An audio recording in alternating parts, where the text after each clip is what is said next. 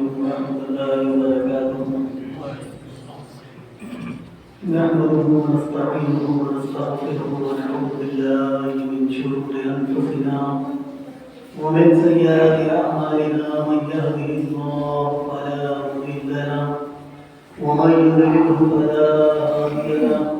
ونشهد أن لا إله إلا الله وحده لا شريك له ونشهد أن محمدا عبده ورسوله. أما بعد فأعوذ بالله من الشيطان الرجيم. بسم الله الرحمن الرحيم. فقد قال الله تبارك وتعالى في القرآن المجيد والفرقان الحميد: ألا إن أولياء الله لا خوف عليهم ولا هم يحزنون. صدق الله العظيم. وبلغنا رسوله النبي الأمين المبين الكريم، ونحن على ذلك لمن الشاهدين والشاكرين والحمد لله رب العالمين. بدرزا ببنا افتاد کشتی ضعیفان شکستہ رات کشتی باپ خواجہ عثمان ہارون مدد کن یا معین الدین چشتی. عزیزان ملت اسلامیہ،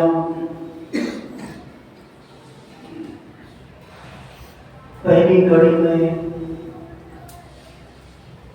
سلطان الہند عطا رسول خواجہ معین الدین حسن چشتی رحمۃ اللہ تعالی علیہ کے بارے میں ہم نے کچھ عرض کیا تھا. آج اس کی دوسری کڑی میں سے تھوڑا سا ایک جھلک لے کر ہم اپنے آپ کو خواجہ غریب نواز رضی اللہ تعالیٰ عنہ کے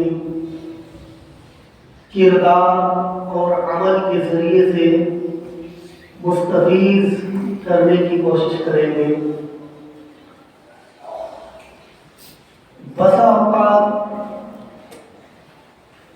یہ سمجھ میں آتی ہے کہ خواجہ ہند عطا رسول غریب نواز رحمۃ اللہ تعالی علیہ نے جو کرامات دکھائے اور ان کے اخلاق اور کردار ہم کبھی دیکھیں تو ایسا لگتا ہے کہ خواجہ ہند نے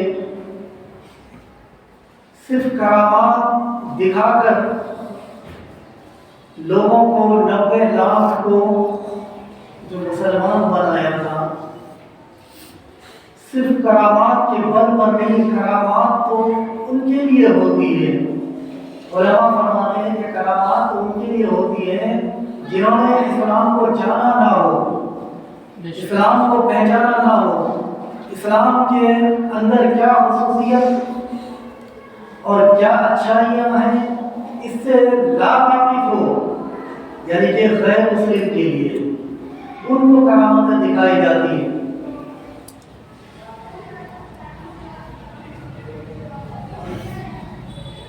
کرامتیں ان کے لیے ہوتی ہیں نہ کہ مسلمانوں کے لیے کہ پہلے سے جیتا جاگتا جانتا پہچانتا اسلام کو اچھی طرح سے جانتا ہو، ان کے لیے کرامتیں نہیں ہوتی ہیں.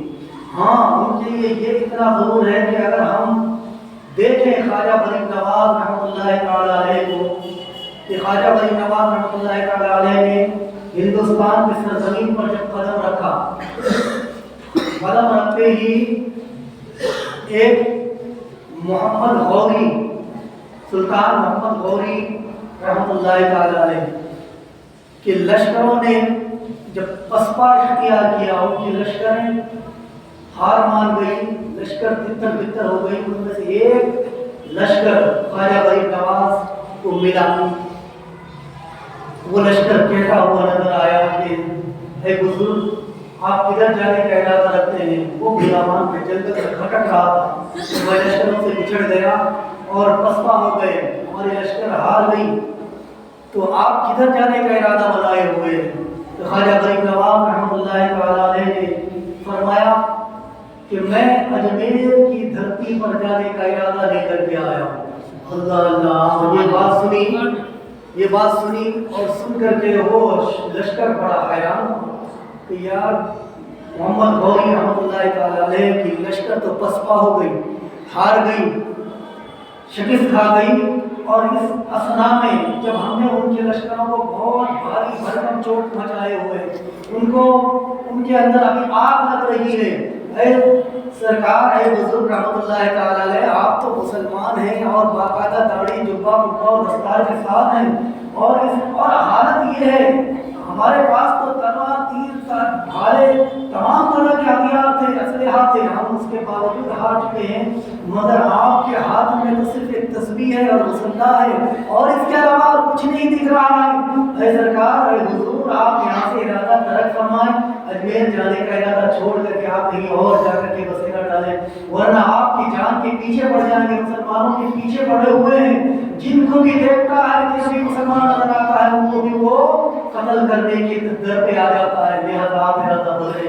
حضرت خواجہ فرید نواز رحمۃ اللہ تعالی علیہ نے کیا فرمایا؟ معلوم ہے، فرمایا کہ اے سپہ سالار، اے سالار، اے لشکر، جو انسان اپنے ساز و سامان پر، اپنے بدن کی طاقت پر اور اپنے ساز و سامان یعنی کہ ہتھیار پر بھروسہ کر کے آیا ہو، جو ان چیزوں پر بھروسہ کر کے آتا ہے، وہ واقعی یقیناً وہ پسپا ہوتا ہے، وہ زیر اور ڈھیر ہو کر رہ جاتا ہے، مگر اللہ کا کرم ہے کہ ہم ان چیزوں کو نہ تو لے کر کے آئے ہیں اور نہ ان چیزوں پر ہمارا یقین اور بھروسہ ہے۔ اگر ہمارا بھروسہ ہے اور ان کامل یقین ہے تو بس اللہ اور رسول کی ذات پر ہے، ہمیں یقین ہے کہ میرا پروردگار ہمارے جان و مال اور ایمان کی حفاظت کرتا ہے۔ سبحان اللہ۔ ہمیں ان چیزوں پر بھروسہ نہیں، نہ تیر پر بھروسہ، نہ تلوار پر بھروسہ، نہ اپنے افواج پر بھروسہ ہے، ہمیں کسی چیز پر بھروسہ نہیں۔ اگر ہوتا تو ہم بھی فوج لے کر کے آتے، ہم فوج لے کر نہیں۔ ہمارے ایک خادم لوگ ہیں، یہ ایک دو جو خادم ہیں خدمت گزار، میں نے ان سے بھی کہا تھا کہ لوگوں تم لوگ اپنے اپنے حساب سے جہاں ہوتی چاہو چلے جاؤ، مگر یہ خادم لوگ ہیں میرا پیچھے ہی نہیں چھوڑتے، یہ میرے ساتھ جانا رہنا چاہتے ہیں۔ لہذا خواجہ فرید نواز رحمۃ اللہ تعالی علیہ آگے بڑھتے ہیں۔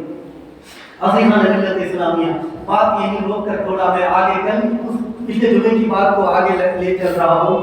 میں نے حدیث پاک پڑھی تھی، حدیث قدسی پڑھی تھی، من عاد لی ولیا فقد آذنته بالحرب،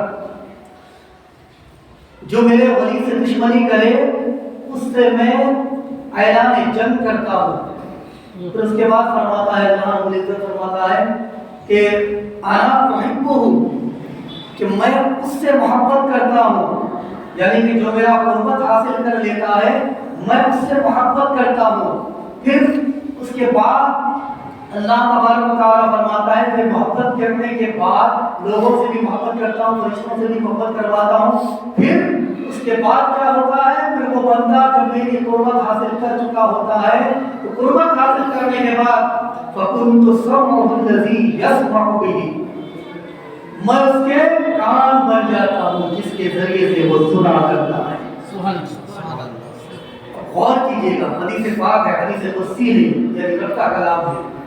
میرے آقا تیرے ارشاد فرماتے ہیں، آقا فرماتے ہیں کہ رب نے فرمایا ہے، اور تو صحابی فرماتے ہیں، اور تو صحابی کہتے ہیں کہ صحابی نے فلاں صحابی نے عبد الرحمن نے، حضرت عمر نے، حضرت ابو بکر صدیق نے بیان کیا، مگر یہاں بیان کرنے والا خود آقا کائنات ہے۔ آقا کائنات ارشاد فرماتے ہیں کہ میرے رب عز و جل نے ارشاد فرمایا فَكُنْتُ سَمْعُهُ الَّذِي يَسْمَعُ بِهِ، میں اس کا کان بن جاتا ہوں، یعنی وہ جس سے میں محبت کرتا ہوں، جو میرا محبوب بن چکا ہوتا ہے، جس سے محبت کرتا ہوں اس کے کان بن جاتا ہوں، جس کے ذریعے سے وہ سنتا ہے۔ اب اندازہ لگائیں، آگے چلیے۔ پھر اس کے بعد فرماتا ہے فَكُنْتُ رِجْلَهُ، میں اس کے پیر بن جاتا ہوں جس سے وہ چلا کرتا ہے۔ اور آگے ارشاد فرماتا ہے کہ میں اس کے آنکھ بن جاتا ہوں جس کے ذریعے سے وہ دیکھا کرتا ہے۔ میں اس کا گویا پورا مجسمہ بن جاتا ہوں جس کے ذریعے سے وہ کسی چیز کو پکڑنے کی کوشش کرتا ہے، یعنی کہ ہاتھ بن جاتا ہوں جس کے ذریعے کسی شے کو پکڑتا ہے۔ تو اب دوستو اس حدیث پاک کی روح سے سمجھ میں تو یہ آتی ہے نا کہ جب خواجہ غریب نواز سلطان الہند آتا ہے رسول رحمۃ اللہ تعالی علیہ اللہ کی قربت حاصل کر کے نوافل کے ذریعے سے اللہ کی قربت حاصل کی، اللہ نے ان کو اپنا محبوب بنایا، محبوب بنایا۔ جب محبوب بنا لیا تو اللہ فرماتا ہے میں اس کے کان بن جاتا ہوں جس کے ذریعے سے وہ سنا کرتا ہے، میں اس کی آنکھ بن جاتا ہوں جس کے ذریعے سے وہ دیکھا کرتا ہے، میں اس کے ہاتھ بن جاتا ہوں جس کے ذریعے سے وہ پکڑا کرتا ہے، میں اس کے پیر بن جاتا ہوں جس کے ذریعے سے وہ چلا کرتا ہے۔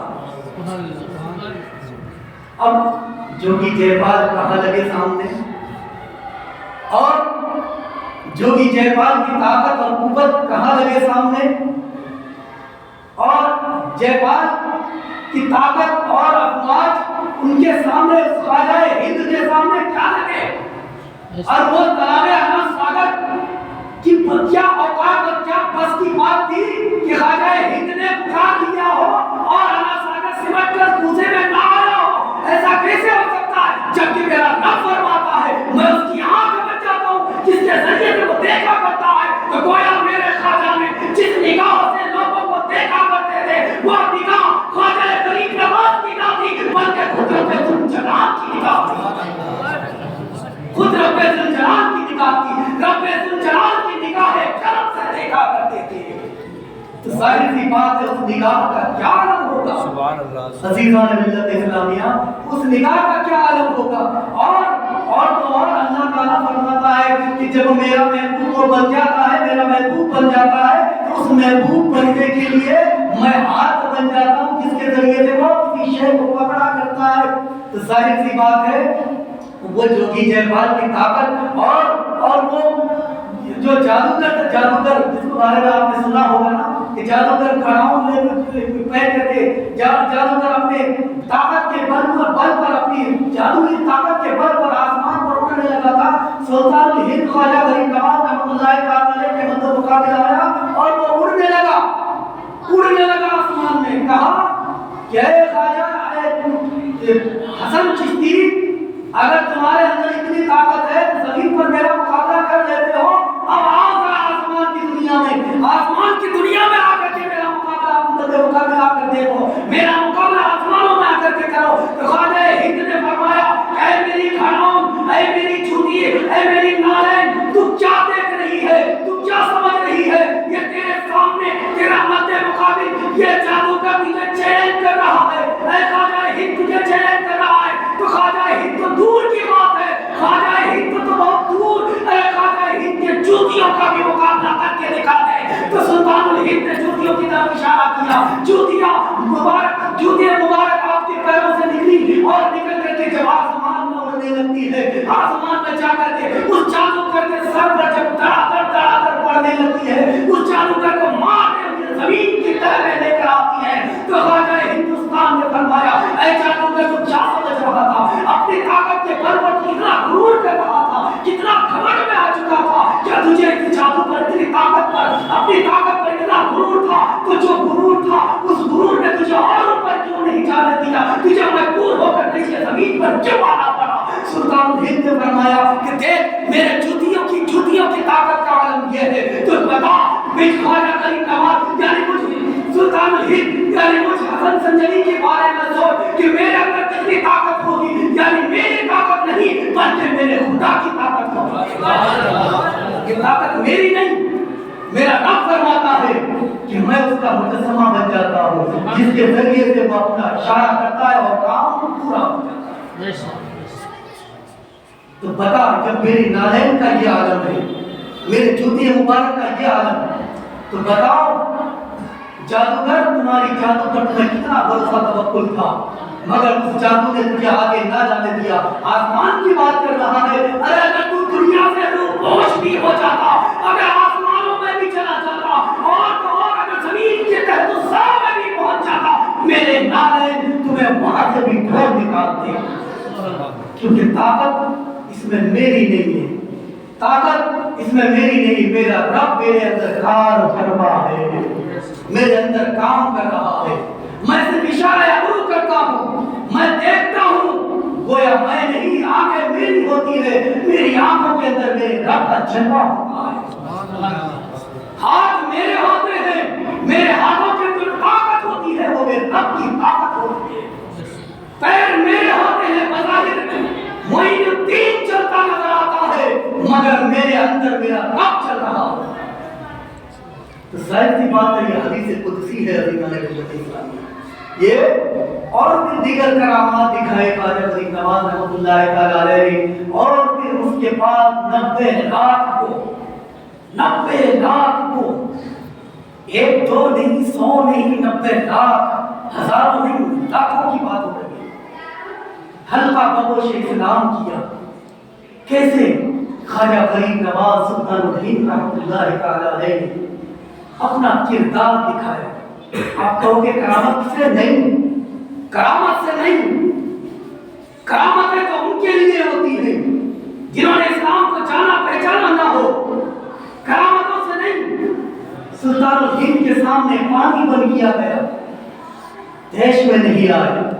سلطان الہند جب اجمیر کی دھرتی پر پیر قدم رکھا، لوگوں نے طرح طرح کی پریشانیاں ڈالی، وہاں کے راجا نے طرح طرح کی مصیبتوں کا سامنا کرایا۔ کبھی کہا کہ ہم تمہیں یہاں بیٹھنے نہیں دیں گے، یہاں ہمارے اونٹ بیٹھا کرتے ہیں۔ کبھی کہا ہم تمہیں یہاں سے پانی نہیں پینے دیں گے، کیونکہ ہمارے تمام یہاں پر پڑوسی اڑوسی سارے کے سارے یہاں سے پانی پیا کرتے ہیں، لہٰذا اے مسلمان تمہارا منہ یہاں پر لگنے نہیں دیں گے۔ ہمارے لوگ یہاں پر پانی پیا کرتے ہیں، لوگ پریشان ہو جائیں گے، جہاں تم قدم رکھو گے وہاں پر ہمارے لوگ قدم رکھنا گوارا نہیں سمجھیں گے، لہٰذا طرح طرح کی پریشانیوں میں مبتلا کیا۔ سلطان الہند نے خواجہ فرید نواز نے کرامت جب دکھائی جب کافر آئے رہے، کفر پر کھڑا رہا، کہا کہ ہم تمہیں ایسا نہیں کرنے دیں گے۔ جب مجبور ہوئے، پریشان ہوئے، تو خواجہ فرید نواز نے فرمایا جاؤ اے میرے خادم جاؤ، تالا برانا ساگر کو سمیٹ کر لیا۔ ورنہ پہلے جاتے تو پہلے ہی بند کرتے، تکلیفوں کو جھیلنے کے سے پہلے ہی بند کر لیتے، نہیں کیا۔ وہ جانتے تھے کہ کرامتوں کے ذریعے سے اسلام نہیں پھیلتا ہے بلکہ کردار سے پھیلتا ہے۔ ہماری محبت جو دل میں دماغ میں جو محبت اللہ تبارک و تعالیٰ نے دے رکھی تھی، اس محبت کے ذریعے سے اسلام بڑھ چڑھ رہا ہوتا ہے۔ اسلام تیر اور تلوار اور بھالے کی طاقت سے نہیں پھیلتا۔ اسلام اپنے اسلحہ کے بل پر اسلام نہیں پھیلا، نہ شروع سے کوئی کہہ سکتا ہے بھائی کا نام کہ اسلام اپنی طاقت کے بل پر پھیلا ہے، نہیں، بلکہ رب عز و جل خود فرماتا ہے کہ اسلام کسی کی طاقت اور بل پر نہیں بلکہ اسلام کردار اور محبت سے پھیلا ہے۔ تمہارے اندر کیا محبت ہے وہ دکھاؤ، تم تکلیف جھیلو اور محبت دکھاؤ، محبت بانٹو، جب اسلام پھیلتا ہے۔ عزیزان ملت اسلامیہ، میں بات وہاں چھوڑی تھی۔ حضرت سلطان الہند آتا ہے رسول خواجہ فرید نواز رحمۃ اللہ تعالی علیہ کی وراثت میں جو پکچر کی اور ایک ہرا بھرا باغ ملا تھا انگوروں کا، اس میں ابراہیم قندوزی رحمۃ اللہ تعالی علیہ مجذوب بولی آئے، اور مجذوب بولی نے قصہ مختصر مجذوب بولی نے محبت کو دیکھ کر، ادب کا عالم دیکھ کر حضرت سلطان الہند خواجہ فرید نواز رحمۃ اللہ تعالی علیہ کو پاس میں بٹھایا کہ بیٹا بیٹھ جاؤ، بٹھایا اور جھولی میں سے روٹی کا ٹکڑا نکال کر چبا کر حضرت سلطان الہند رحمۃ اللہ تعالی علیہ کے منہ میں دیا، کہا بیٹا، فرمایا بیٹا اسے کھا جاؤ، اسے کھا جاؤ۔ کھائے خواجہ فرید نواز رحمۃ اللہ تعالی علیہ نے کھا لیا۔ کھا لینے کے بعد جو وقت جو مرحلہ شروع ہوتا ہے کہ دل کی دنیا میں ایک عجیب طوفان برپا ہوا، دل کی دنیا بدلی، اور بدلنے کے بعد خواجہ فرید نواز رحمۃ اللہ تعالی علیہ نے ایک دن چکی اور وہ ہرا بھرا باغ دھیرے دھیرے لوگوں میں تقسیم کرنا شروع کر دیا، بانٹ دیا۔ وراثت کا مال، نہیں سوچا کہ آگے میری زندگی کیسے گزرے گی، نہیں سوچا کہ آنے والا وقت میرا کیسا ہوگا، نہیں سوچا کہ آنے والا کے لیے میں کیا جمع کروں گا، کیا دولت اکٹھی کروں گا، نہیں، کچھ بھی نہیں سوچا، اور سب کے سب دھیرے دھیرے لوگوں میں بانٹنا شروع کر دیا، خیرات کر دیا، صدقہ کر دیا کہ لوگوں جاؤ، یہ بن چکی یہ تمہارا حصہ ہے، یہ تمہارا حصہ ہے، یہ کھجور کا باغ یہ تمہارا حصہ ہے، لے جاؤ، اسے تم آباد کرو، ملت اسلامیہ۔ اس کے بعد خراسان کی طرف وہ رشید بتاتے ہیں خراسان کی طرف روانہ ہو گئے، اور علوم ظاہری حاصل کرنے کے بعد جو ظاہری علوم علم ہوتے ہیں نا، یعنی کہ ظاہری میں بچہ مدرسے میں پڑھتا ہے علم حاصل کرتا ہے، وہ ظاہری علوم اساتذہ کرام سے حاصل کیے جاتے ہیں، استاد کرام سے حاصل کیے جاتے ہیں، ان کے سامنے دانوے ادب بچھانا پڑتا ہے، ان کے سامنے اپنے آپ کو جھکا کر، اپنے آپ کو مٹی بنا کر، اپنے آپ کو گویا کچھ بھی نہیں ہے میرے اندر، ایسا مٹی بنا کر دوسروں کے سامنے جھکانا پڑتا ہے، تب جا کر کے ظاہری علوم کا دروازہ تمہارے اندر کھلتا ہے۔ ہمارا آپ کو جھانکے دیکھیں، وہ سلطان الہند جو ماں کے پیٹ سے پیدا ہوئے ولی بن کر مادرزاد ولی ہیں، انہوں نے استادوں کے سامنے دانوے ادب بچھایا۔ ادب کی بات تھی، پچھلے جمعے کو بھی میں کر رہا تھا کہ ادب کا معاملہ تھا۔ خواجہ غریب نواز ایک اللہ کے ولی، برگزیدہ ولی ہو کر استادوں کے سامنے اپنے آپ کو گرایا، جھکایا، جھکانے کے بعد علم ظاہری حاصل کیا۔ علم ظاہری حاصل کرنے کے بعد پھر اس کے بعد حکم ہوتا ہے کہ بھائی خواجہ اے حسن چشتی، تم نے ظاہری علوم تو حاصل کر لیے، اب ضرورت ہے تمہیں باطنی علوم کی۔ باطنی علوم بھی سیکھنا ہے، کیونکہ ظاہری علوم کے ذریعے آپ نماز درست کر سکتے ہیں، ظاہری علوم کے ذریعے سے آپ اپنے آپ کے اعمال کردار درست کر سکتے ہیں، ظاہری علوم کے ذریعے سے اندھیروں سے نکال کر آپ اپنے کو اجالے کی طرف رواں کر سکتے ہیں، ظاہری علوم کے ذریعے سے لوگوں کو ہدایت دے سکتے ہیں، لوگوں کو گمراہی سے نکال کر اچھائی کی طرف دعوت دے سکتے ہیں، ظاہری علوم کے ذریعے اور کام نکال سکتے ہیں، مگر دل باطنی علوم جو باطن کا جو علم ہوتا ہے، اس کے لیے تمہیں اب مرشد کامل کی ضرورت پڑے گی، اس کے لیے تمہیں اب ضرورت ہے کہ اللہ تبارک و تعالیٰ کی بارگاہ میں دستک دو، اور رب تبارک و تعالیٰ کی بارگاہ میں دستک دینے کے لیے تمہیں معرفت کا علم حاصل کرنا پڑے گا، تمہیں حقانیت کا علم حاصل کرنا پڑے گا، تمہیں رب ذوالجلال کی پہچان کرنی پڑے گی، اس کے لیے تمہیں مرشد کامل کی ضرورت ہے۔ اللہ اللہ، خواجہ غریب نواز رحمۃ اللہ تعالی علیہ۔ میں ایک بات کہتا ہوں دوستو، آج عموماً ہمارے معاشرے کا حال یہ ہے، علم سے بہت کوسوں دور ہیں لوگ، علم سے گویا لوگ اتنا دور ہیں کہ علم تو جاننا ہی نہیں چاہتے کہ علم کیا چیز ہے۔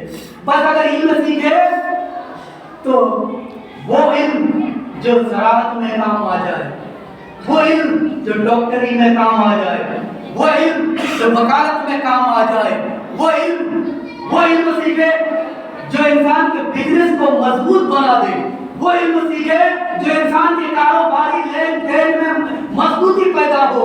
علم حساب سیکھتا ہے بڑے تک و دور کے ساتھ، کہیں ایسا نہ ہو کاروبار لین دین میں ہمارا حساب گڑبڑا جائے، ایسا ہوتا ہے۔ مگر خواجہ غریب نواز رحمۃ اللہ تعالی علیہ، ان کے طرز عمل کو دیکھیے، انہوں نے علم سیکھا، علم ظاہری کو سیکھا، اس کے بعد علم باطنی کو سیکھنے کے لیے سلطان الہند رحمۃ اللہ تعالی علیہ نے سفر طے کیا، اور سفر کرتے ہوئے حضرت عثمان ہارون رحمۃ اللہ تعالی علیہ کے قریب پہنچے۔ عثمان ہارون رحمۃ اللہ علیہ پیر و مرشد ان کے پاس ملنے گئے، جاتے ہیں، جانے کے بعد کہتے ہیں کہ سرکار حضور والا، میں آپ کی خدمت میں آیا، اور بھی کئی سارے بزرگان دین سے ملے، مگر جب اینڈ میں سلطان ہارون رحمۃ اللہ تعالی علیہ، خواجہ عثمان ہارون رحمۃ اللہ تعالی علیہ کے پاس آتے ہیں، تو عثمان ہارون رحمۃ اللہ تعالی علیہ کیا کہتے ہیں، اے معین الدین حسن، اے حسن ذرا میرے قریب آؤ۔ خواجہ غریب نواز رحمۃ اللہ تعالی علیہ تعجب میں پڑ جاتے ہیں، یا اللہ، میں اتنے دور سے سفر کر کے سرزمین ہند میں آیا، اور یہاں پر آ کر کے میں تو کسی کو جانتا پہچانتا نہ تھا، یہاں پر کسی کو بھی نہیں پہچانتا تھا، مگر عالم یہ ہے کہ میں ایک بزرگ کے سامنے آیا، جب بزرگ کے سامنے آیا تو ادب میں ان کے سامنے بچھایا، تو اس بزرگ نے میرا نام معین حسن کہہ کر کے بلایا ہے، معین حسن ذرا میرے قریب آؤ۔ تو میں تو جانتا نہ تھا، پہچانتا نہ تھا، مگر میرے نام سے یہ واقف، یہ اللہ کے ولی ہے، یہ ایسا ولی ہے جو میرے نام سے واقف ہے، میں ان کو پہچانتا نہیں تھا، مگر یہ مجھے بہت بھی جانتے ہیں۔ جب قریب گیا، جانے کے بعد کہتے ہیں کہ اے خواجہ معین حسن ذرا میرے قریب آؤ، ہمارے یہاں ایک رات اور دن کا مجاہدہ ہوتا ہے، اس مجاہدے میں آ جاؤ اور مجاہدے میں آنے کے بعد تمہیں اور کام سونپا جائے گا۔ میں تو تمہارے ہی انتظار میں تھا، میں اسی لیے اب تک نہیں مرا۔ کیوں؟ اس لیے کہ میرا رب عز و جل چاہتا تھا کہ اے عثمان ہارون، یہ میرا چہیتا تمہاری بارگاہ میں آنے والا ہے، یہ میرا گرویدہ جس سے میں محبت کیا کرتا ہوں، وہ میرا چہیتا تمہارے پاس آنے والا ہے۔ اسی لیے اللہ نے مجھے موت نہیں دی، اسی لیے اللہ نے مجھے نہیں بھیجا، تمہارے ہی انتظار میں یہاں پر ہوں، اس سرزمین میں ہوں۔ لہذا معین حسن تم کہتے ہو میں تمہارا نام کیسے جانتا ہوں؟ میرے رب عز و جل نے مجھے تمہارے نام سے پہچان کر اللہ اللہ خواجہ عثمان ہارون رحمۃ اللہ تعالی نے ایک دن اور رات کا مجاہدہ کراتے ہیں۔ تو میں کہہ رہا تھا یہ خواجہ غریب نواز رحمۃ اللہ تعالی نے علوم ظاہری علوم باطنی حاصل کرنے کے بعد پھر اس کے بعد اپنے مرشد کامل کے سامنے آ کر ایک دن اور رات کا مجاہدہ کرتے ہیں۔ خواجہ عثمان ہارون فرماتے ہیں بیٹا حسن چشتی سورہ بقرہ کی تلاوت کرو، بیٹا سورہ قل اللہ کی 11 مرتبہ تلاوت کرو، سورہ توبہ کی تلاوت کرو۔ لہذا جو وظیفے تھے ان وظیفوں کو کرنے کے لیے کہا گیا۔ حضرت سلطان الہند رحمۃ اللہ تعالی نے ان وظیفوں کو کیا، کرنے کے بعد جب مکمل ہو گئے تو میں ایک بات درسیہ طور پر یہاں پہ عرض کرنا چاہتا ہوں، ہم اور آپ کے اندر ایک سلسلہ اور ایک برائی ایسی جم اور تھم گئی ہے کہ ہمارے سامنے آ کر کے وہ برائی اتنی پنپ رہی ہے، پھیل رہی ہے۔ ایک پیر، بچوں خاموش ہو جاؤ، اب لوگ نہیں سنیں۔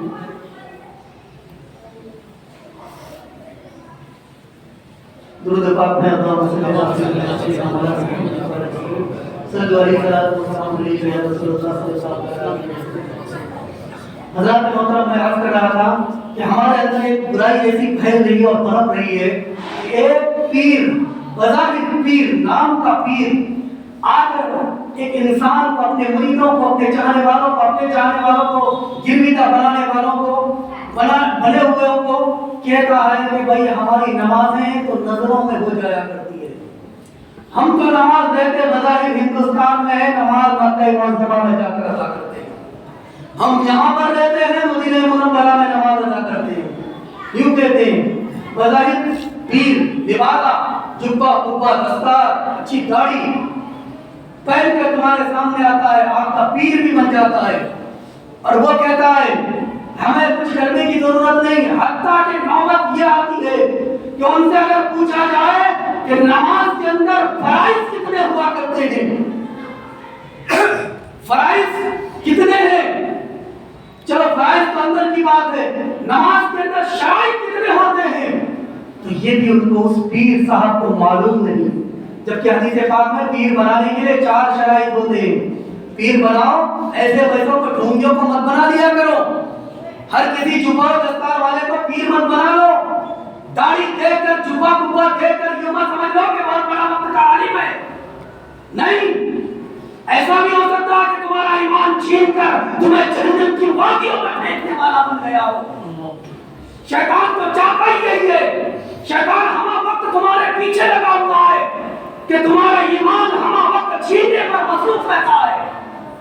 ان الشیطان للانسان عدو مبین، قرآن کہتا ہے کہ انسانوں کا کھلا دشمن ہے شیطان، تمہارے ہر قدم کی وہ خبر رکھتا ہے، تم کیا کرتے ہو کیا نہیں کرتے ہو، ہر چیز کی خبر ہے اسی کو۔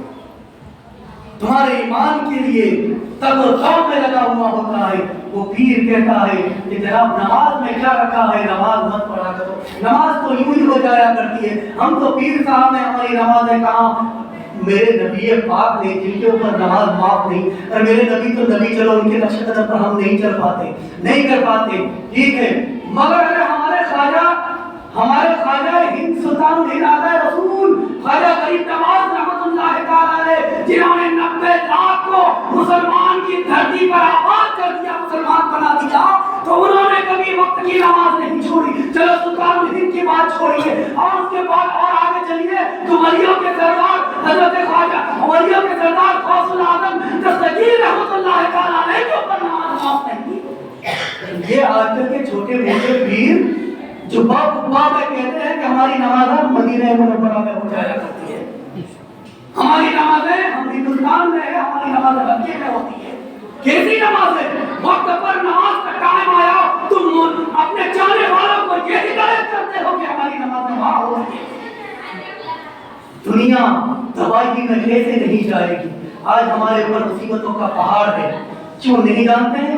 22 تاریخ کو اٹھائیے، پچھلی 22 تاریخ کو ہمارے ہی مسلمان بھائی ایک نور عالم نام سے وہی سرزمین ایودھیا، نور عالم، تاریخ اٹھائیے، اخبارات دیکھیے، وہ کہتا ہے ان کے جشن میں کوئی کمی نہیں رہنا چاہیے۔